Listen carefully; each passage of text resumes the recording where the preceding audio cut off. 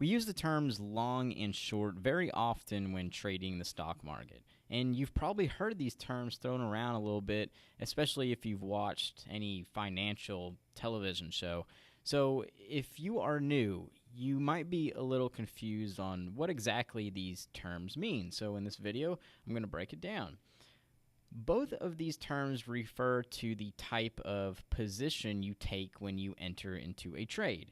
Now, what do I mean by type? Well, you can make money trading stocks in two different ways.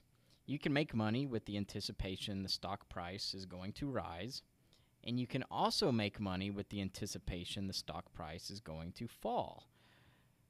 When we buy a stock with the anticipation that the price is going to go up, our goal behind it is to buy low and sell high. This is what we call going long on a trade or taking a long position, and this is the most common way to make money in the market, buying a stock for a low price and then selling it for a higher price.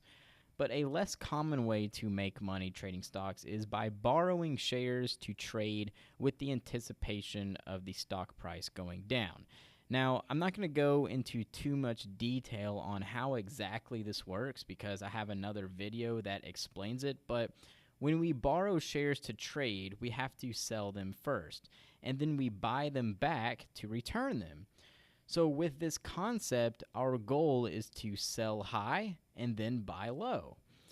Now, this is what we call shorting a stock or taking a short position.